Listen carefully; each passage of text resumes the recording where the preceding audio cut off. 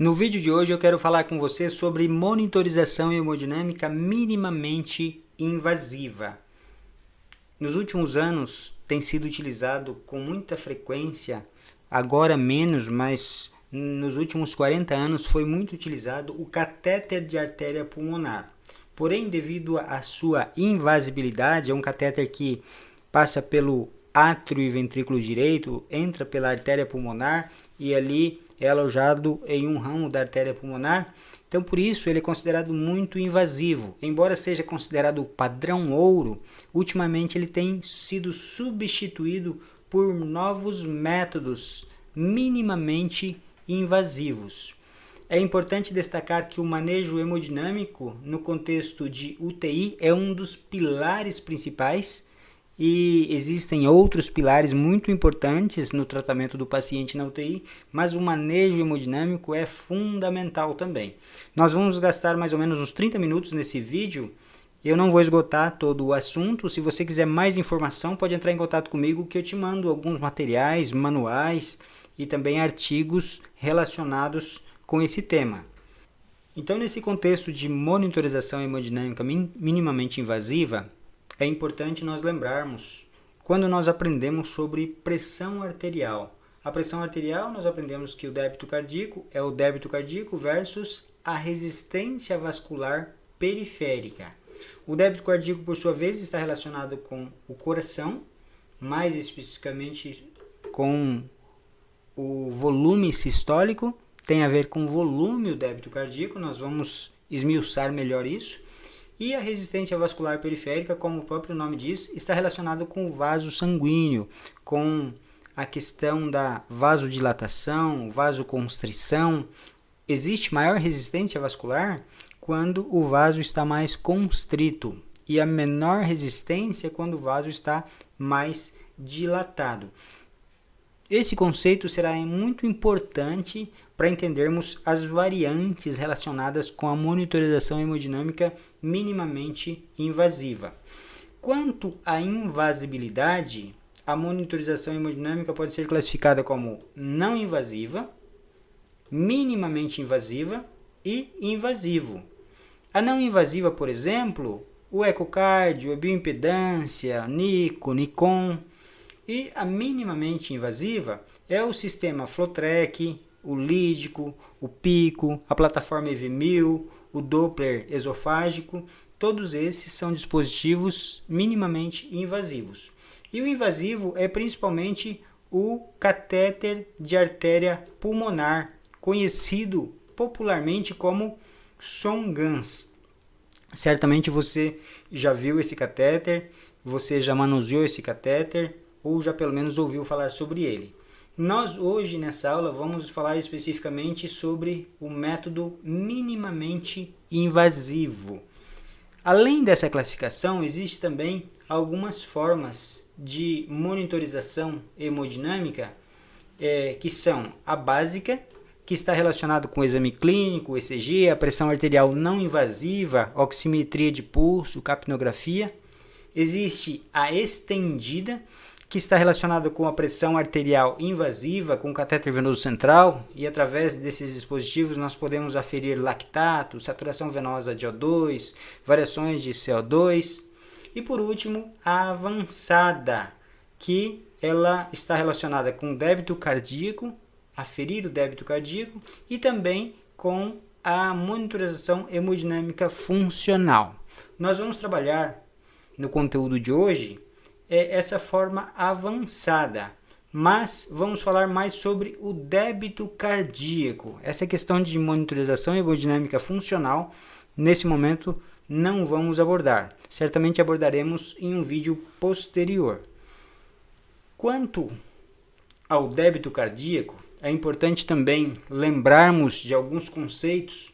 O débito cardíaco, a sigla DC, e em inglês, geralmente aparece assim no monitor, ele está como CO, que significa Cardiac Output.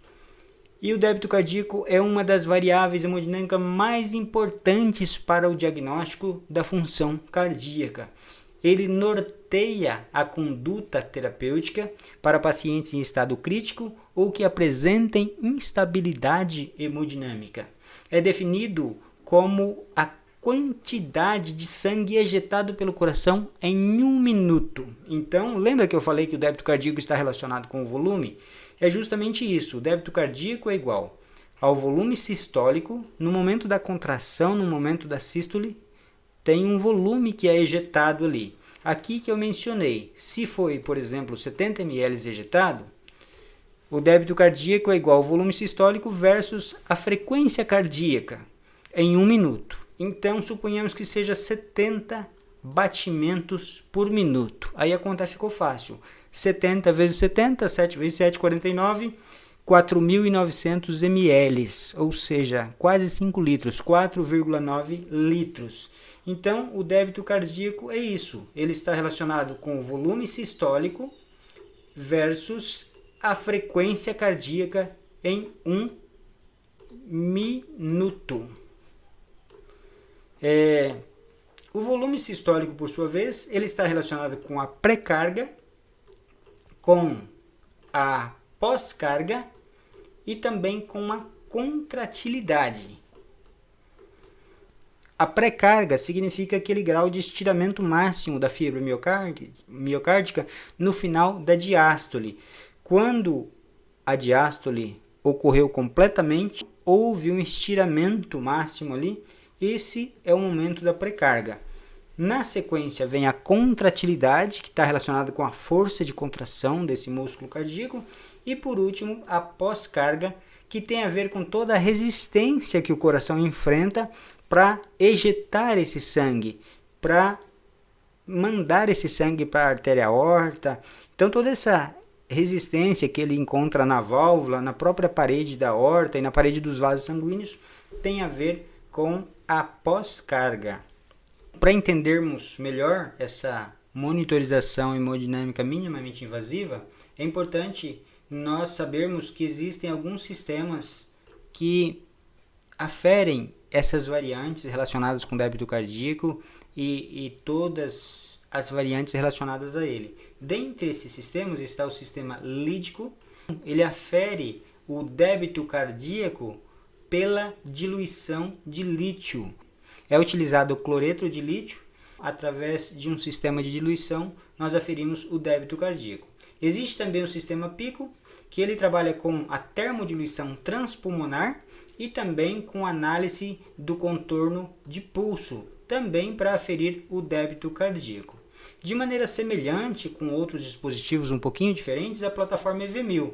Na plataforma EV1000, nós também temos o sistema de termodiluição transpulmonar e nós também temos na plataforma EV1000 o sistema de análise de contorno de pulso para obter o débito cardíaco.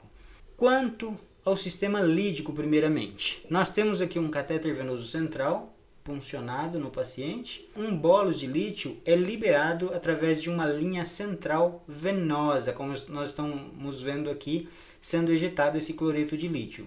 Existe um sensor de lítio nessa região e lá na artéria existe um catéter arterial, pode ser tanto radial quanto femoral, e também existe aqui um sensor de lítio que capta quando esse lítio passa por aqui. Vejam só, isso é expresso através de uma curva no monitor. Nós estamos vendo aqui essa curva e ele mostra também o débito cardíaco ali. A curva da diluição do indicador de lítio no Lídico Plus fornece um valor absoluto preciso do débito cardíaco. Então é possível aferir por esse sistema de diluição de lítio o débito cardíaco. Posteriormente, no monitor existe um display ali que mostra vários parâmetros ali, vários valores relacionados ao débito cardíaco e outras variantes mais. E este valor é então usado para calibrar o lídico, para fornecer o débito cardíaco contínuo e variáveis derivadas da análise de forma de onda arterial. Então vejam só, é isso aqui que aparece primeiramente. Aqui nós temos a curva de diluição do lítio, que é captada no sensor arterial ali.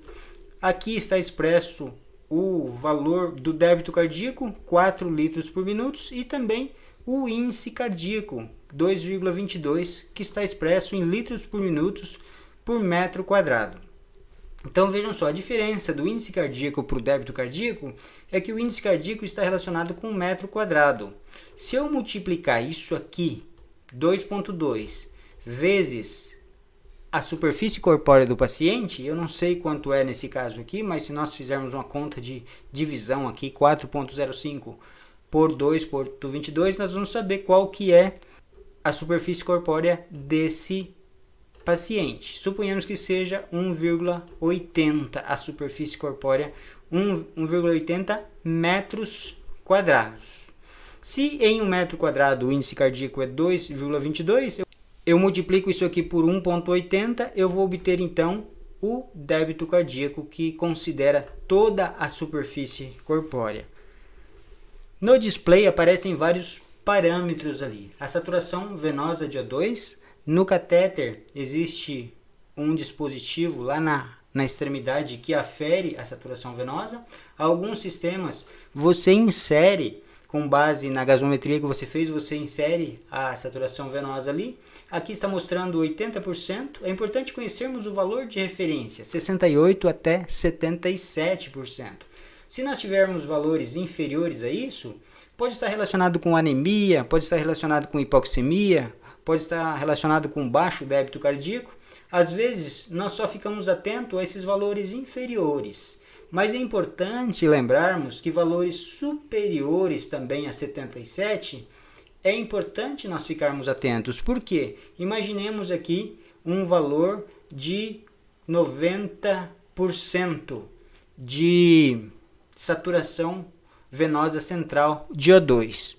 Como é uma saturação venosa central, esse sangue está retornando da circulação sistêmica para o coração, está ali no final da circulação sistêmica e está com a saturação com uma grande quantidade de oxigênio.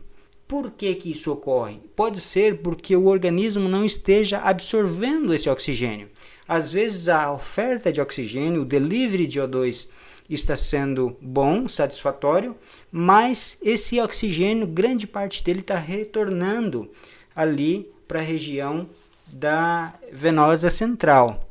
Então, isso pode significar que o paciente está com a pressão de enchimento capilar diminuída. Aquele paciente, por exemplo, que você vê ali que demora bem mais de 3 segundos ali para encher o capilar, quando você faz o teste de pressão de enchimento capilar, é um paciente que está mal perfundido. As células não estão recebendo esse oxigênio, não estão absorvendo esse oxigênio. Os órgãos pode ser que não estejam absorvendo esse oxigênio também. Consequentemente, esse sangue arterial oxigenado passa pelos capilares e volta pelas veias e chega oxigenado ali na área cardíaca. Por isso nós temos uma saturação venosa central de O2 elevada. Então é muito importante nós ficarmos atentos a isso também. Aqui no monitor nós também temos o VO2. Isso aqui tem a ver com o consumo de O2. Aqui temos o valor de referência. E é importante sabermos que existe um balanço entre o delivery de O2, que é a oferta de oxigênio, e por outro lado, o consumo de O2. É importante haver um equilíbrio entre ambos aqui. E é importante conhecermos esses valores de referência para quando olharmos para esse monitor, sabermos o que pode estar acontecendo com esse paciente, e isso norteia a nossa conduta, ajuda na nossa tomada de decisão, é fundamental. Aqui dispensa comentário, tem a ver com a PAM, aqui deu 77, um valor que está dentro dos limites de normalidade. Aqui nós temos o índice cardíaco, que lembrem que eu mencionei lá, está relacionado ao metro quadrado, então deu 3 aqui, o valor está o valor de referência entre 2,8 a 4,2, então está dentro da normalidade. Nós temos aqui o índice de resistência vascular sistêmica também, vejam só, está dentro do valor de referência também. E nós temos, além disso, outros valores expressos aqui nesse display. A hemoglobina, por exemplo, mas a hemoglobina ela é inserida pelo operador do sistema. Quando fez a instalação ali, ele inseriu a hemoglobina com base num resultado de hemograma, por exemplo. A saturação de oxigênio, aqui 99%. Então esse é o display do sistema lídico, Lídico Plus. Nós temos o outro sistema, que é o sistema PICO, que de maneira semelhante, ele tem um catéter venoso central e um catéter arterial. Nesse caso aqui está funcionado na artéria femoral esquerda.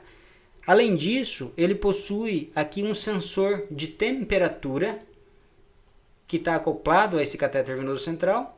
É por aqui onde é injetado. No sistema anterior era injetado cloreto de lítio. Aqui é soro fisiológico gelado, geralmente 8 graus centígrados. Isso é feito um bolus e durante 5 minutos são 3 bolos consecutivos, 3 bolos em 5 minutos, de preferência pela mesma pessoa, para que ele seja infundido com a mesma velocidade de infusão. Então, o sensor aqui capta a temperatura desse soro fisiológico e leva essa informação para o monitor. Então, esse soro fisiológico ele passa pelo coração, pulmão, volta para o coração, aorta, e nós vamos entender melhor logo mais. Além disso, existe outro sensor de temperatura aqui nesse catéter, arterial no caso, nesse catéter arterial, e aqui nós temos então esse dispositivo de um transdutor aqui, um domus, que afere a pressão arterial também. Esse sensor de temperatura manda essa informação de temperatura lá para o monitor também. Parece que ficou tudo muito confuso aqui, um aparato tecnológico diverso, mas nós vamos verificar no próximo slide aqui e explicar maiores detalhes sobre isso. Continuando então as informações sobre o sistema PICO, é importante nós sabermos que esse sistema, com todo aquele aparato tecnológico ali, catéter venoso central, catéter arterial e aqueles displays e sensores, ele atua de forma a aferir o débito cardíaco e todas as variantes relacionadas ao débito cardíaco. Isso acontece de duas formas: por termodiluição, uma técnica de termodiluição transpulmonar, e por outro lado, ele afere também por análise do contorno do pulso arterial. O que é isso? Então nós vamos ver. É importante sabermos que termodiluição é intermitente, sempre que falarmos de termodiluição é intermitente, e quando falarmos de análise de contorno de pulso, ela é sempre contínua. Destacando ainda que o módulo PICO foi desenvolvido para a determinação e monitoração de variáveis cardiopulmonares e circulatórias, e o débito cardíaco é determinado pela técnica de termodiluição transpulmonar, que é a forma intermitente, e pela análise do contorno de pulso arterial de forma contínua. Eu estou repetindo essa informação para que nós fixemos bem essa informação. Então vejam só, primeiramente eu quero falar da termodiluição transpulmonar. Lembre do catéter venoso central? Está aqui. Aqui é uma ilustração do catéter venoso central, onde é injetado o soro fisiológico em torno ali de 8 graus centígrados. Esse soro passa pelo átrio e ventrículo direito, artéria pulmonar, pulmão, desce então de volta para o átrio e ventrículo esquerdo, artéria aorta, um ramo da aorta, e chega então lá na artéria radial ou femoral. E aqui então existe um catéter arterial que vai captar essa diluição. Essa curva aqui demonstra isso. No eixo horizontal aqui nós temos o tempo em segundos, e no eixo vertical nós temos a temperatura. Lembre que o soro era gelado, né? Por isso aqui a temperatura está um sinalzinho negativo aqui. E essa curva aqui, houve injeção aqui no início, e quando chegou essa injeção, esse bolo de soro fisiológico lá no pulso arterial, aconteceu essa curva aqui, a temperatura baixou rapidamente, e depois com a diluição ela foi gradativamente normalizando ali novamente aquela circulação. Essa curva aqui tem uma fórmula que o sistema calcula automaticamente e afere o débito cardíaco. Isso é validado já cientificamente por várias vezes, inúmeras vezes, então é um sistema eficiente comprovadamente. É uma técnica menos invasiva, diferente do catéter de artéria pulmonar, o popular Songan. Ela não usa o Songan, não depende de Songan. E ela afere todos esses parâmetros aqui. Esse sistema pico, que nós acabamos de falar, pelo sistema de termodiluição transpulmonar, vai aferir todos esses parâmetros aqui que são relacionados ao débito cardíaco. Parâmetros do próprio débito cardíaco, parâmetros do volume sistólico, do volume sanguíneo intratorácico, água pulmonar extravascular e o índice de permeabilidade pulmonar, o índice de função cardíaca e a fração de ejeção global. É importante sabermos todas as siglas, porque no monitor, assim que estarão expressos lá. Siglas, apenas siglas. Para cada sigla dessa, nós temos um parâmetro específico. E além disso, tem um valor respectivo para cada um desses parâmetros. O débito cardíaco, por exemplo, aqui, está lá no monitor como CO, e o valor normal de referência dele é de 4 a 8 litros por minuto. Assim como este, todos os outros têm os respectivos valores de referência. Eu destaco que é importante nós conhecermos. E também existe a aplicação para cada um desses parâmetros. Medição de fluxo e pós-carga, no caso do débito cardíaco. O volume diastólico, o volume sanguíneo ali intratorácico tem a ver com a administração de volume. Já o volume de água pulmonar extravascular e o índice de permeabilidade vascular pulmonar, isso tem a ver com avaliação pulmonar. E por último, o índice da função cardíaca e a fração de ejeção global tem a ver com a avaliação da contratilidade cardíaca. Então é importante nós conhecermos esses parâmetros, as respectivas siglas, os valores de referência e também a aplicação clínica de cada um desses parâmetros. Também a análise de contorno de pulso. Essa curva aqui é conhecida de vocês que são da enfermagem e quem trabalha em áreas afins.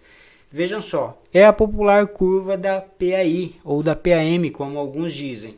Nós temos aqui a curva na fase inicial dela, essa primeira metade, tem a ver com a sístole. Até aqui é sístole.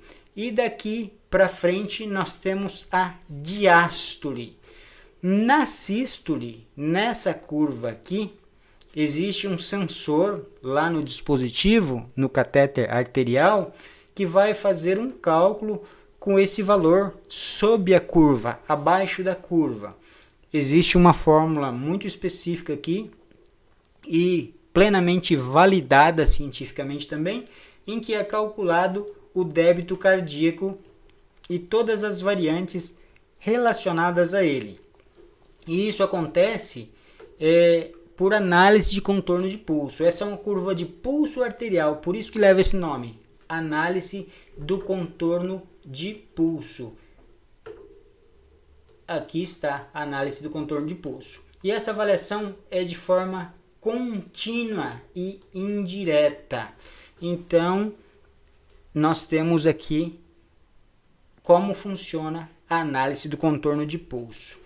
Essa figura aqui para ilustrar um pouquinho mais de detalhe, aquilo que nós já falamos, a primeira parte da curva que está numa cor mais escura aqui tem a ver com a área sistólica, o nó dicrótico aqui no centro e a segunda metade da curva aqui tem a ver com a área diastólica. Além disso, existe um outro detalhe importante: o cálculo do volume sistólico por meio da análise de contorno de pulso é baseado no entendimento de que o volume sistólico é proporcional às áreas sob o traçado do fluxo sistólico. Sua variabilidade no tempo configura a variação do volume sistólico. nós vamos ver que lá no monitor vai aparecer VVS, significa variação de volume sistólico. E o que significa isso? Vejam só essa curva aqui. Nós temos aqui o momento da sístole, uma curva maior. Logo em seguida, lá, nós temos a sístole um pouquinho menor. Isso acontece comumente em paciente em ventilação mecânica. Quando ele está no momento da expiração, que o tórax expande mais, então a sístole ela acontece com mais volume.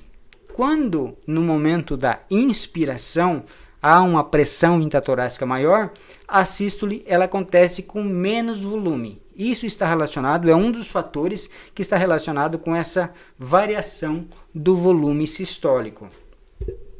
Aqui nós temos, ainda nesse sistema pico, agora os valores, os parâmetros relacionados com a análise do contorno de pulso durante a monitorização hemodinâmica. Lembrem que aquela planilha anterior estava relacionada com a termodiluição transpulmonar. A termodiluição acontece quando você injeta o soro ali, termodiluição transpulmonar, por quê? Coração atravessa pulmão, volta para o coração, vai para a aorta e ali é captado num ramo da aorta ali, ou radial, ou então femoral. Aquela planilha estava relacionada com análise de termodiluição transpulmonar. Essa daqui é uma planilha que está relacionada especificamente com análise da curva de contorno de pulso ali, análise de contorno de pulso. Então, quais são os parâmetros que são aferidos ali? Nós temos aqui o débito cardíaco, a sigla aqui, contínuo, lembra que nós falamos contínuo, o volume sistólico, a variação do volume sistólico e a variação da pressão de pulso também, resistência vascular sistêmica e o índice de contralatilidade ventricular. De forma semelhante, existe uma sigla para cada um desses parâmetros, existe o respectivo valor de referência para cada um dos parâmetros e existe a aplicação clínica para cada um deles. Nós não vamos discutir um por um, mas é importante você conhecer, saber que existe e procurar se aprofundar mais nesse assunto aqui e conhecer cada um desses parâmetros. Então vejam só, além disso, existe a plataforma EV1000, o sistema EV1000, que de forma muito semelhante ao sistema PICO, existe um catéter venoso central. Nesse caso aqui está sendo utilizado um catéter triplo lumen aqui, ó, 2 lumens e aqui 3 lumens. Além disso, existe uma fibra ótica aqui, ó, acoplada a um módulo óptico aqui. O que é isso aqui? Existe lá na extremidade distal, próximo ao átrio direito, um sensor que é através de uma luz de LED com infravermelho que capta a saturação venosa central de O2 e essa saturação então é enviada para o monitor. Além disso, existe um catéter central também. Esse catéter é acoplado a um sensor aqui. Esse aqui é denominado volume view. Existem sensores diferentes que trazem variáveis diferentes também. Esse aqui é o sistema volume view. Existe o FlowTrack nessa mesma plataforma EV1000. Vai depender do dispositivo que o hospital, que a instituição na qual você trabalha optou por comprar, mas eles têm características semelhantes, mas funções um pouquinho distintas ali e mostram às vezes variáveis distintas também. Essa plataforma EV1000, nós temos aqui alguns exemplos de dispositivos. Não são todos aqui, mas alguns deles. Nós temos o volume view, nós temos aqui o FlowTrack. Você usa, nesse caso, um ou outro. Esse volume view pode ser associado com esse aqui e ele traz diversas variantes ali, um sistema bastante completo, com saturação venosa, com aquele sistema de LED com infravermelho lá na extremidade distal. E aqui tem o sensor para termodiluição transpulmonar. Já no FlowTrack aqui não tem o sensor, você só faz a análise de contorno de pulso. O sistema volume view você faz termodiluição transpulmonar com acoplado a esse sistema aqui também, e também a análise de contorno de pulso. Já no FlowTrack, você só faz a análise do contorno de pulso. Então vejam só, no display dessa plataforma, desse sistema EV1000, ele é bem intuitivo, é bem amigável, é fácil de nós entendermos. Nós temos aqui o pulmão sendo demonstrado, o coração também, a circulação sistêmica e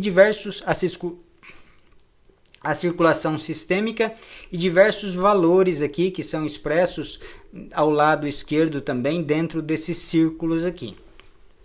O pulmão, por exemplo, se existe um edema leve, nós temos aqui um pulmão com menos água. Se existe um edema moderado, nós temos mais água aqui sendo demonstrada.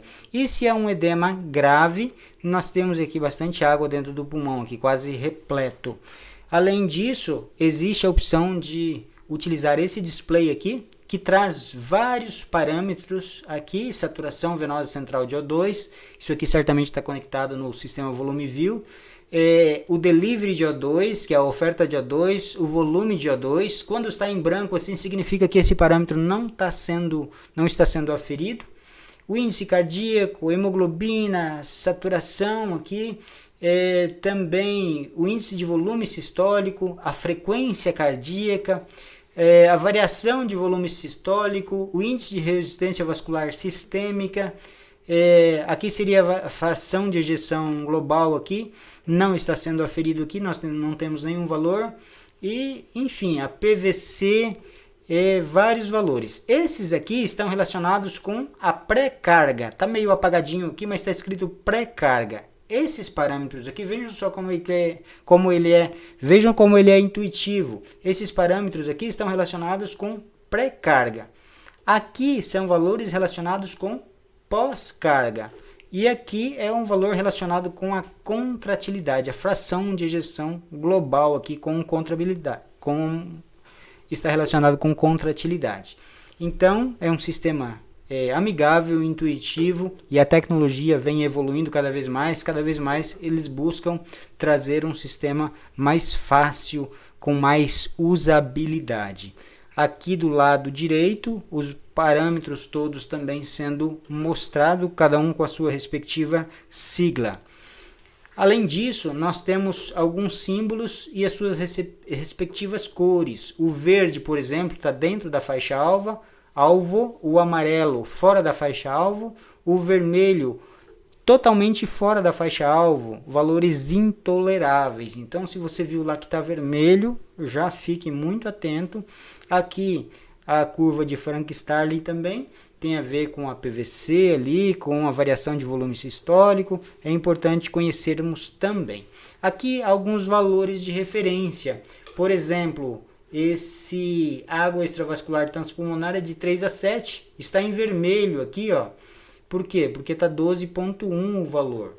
O valor da PVC, nós temos aqui 4, dentro dos limites da normalidade. Acompanhe durante uma prova de volume, por exemplo, de acordo com o protocolo institucional ali, de acordo com a prescrição médica ali, faz lá, por exemplo, um volume de Ringer lactato 500 ml e observa aqui. Isso é uma prova de volume. Também é possível observar alterações na PVC e no débito cardíaco por meio de elevação passiva de membros inferiores. Existem outros valores de referência. O índice de resistência vascular sistêmica aqui, nós temos 1595, o valor de referência é de 1600 a 2400. Está amarelo porque está um pouquinho abaixo do valor normal aqui. Isso aqui tem a ver com as drogas vasoativas, com as aminas vasoativas, que estão relacionadas com maior resistência vascular. Por exemplo, a noradrenalina aumenta a resistência vascular porque ela vai causar vasoconstrição. Então, nós podemos acompanhar se a resistência vascular aqui está maior ou menor. Alguns parâmetros que são conhecidos: pressão arterial média, a frequência cardíaca, o índice cardíaco e saturação venosa central de O2, assim como lá no sistema lídico nós comentamos os valores de referência. Aqui também nós temos valores de referência semelhantes. Variação de volume sistólico. Se estiver acima de 13, é um paciente fluido responsivo. É um indicador de fluido responsividade, ou seja, cabe volume nesse paciente. Então, vejam só que aqui na curva de Frank-Starling está expresso esse mesmo valor, tá? A variação do volume sistólico. E aqui nós temos o índice cardíaco, que o valor de referência é de 2,8 a 4,2 litros por minuto por metro quadrado. Não está expresso aqui em nenhum cantinho o débito cardíaco, mas é importante sabermos que o débito cardíaco é de 4 a 8 litros por minuto. É importante nós destacarmos que a tecnologia está cada vez maior, inovações e novas tecnologias são implementadas a cada momento, e como enfermeiros nós precisamos nos apropriar de todo esse aparato tecnológico. Num futuro não muito distante aí, nós teremos aí na maioria dos hospitais sistemas que vão aferir essas variáveis sem nenhuma invasão através do método de bioimpedância, por exemplo. É um sistema que já existe, mas é muito caro ainda, não existe a possibilidade de que todas as instituições o adquiram, mas nos principais hospitais já existem. E é importante nós buscarmos esse conhecimento, porque vai chegar um momento que todos nós vamos estar utilizando esses sistemas. Agradeço a sua atenção e até o próximo vídeo.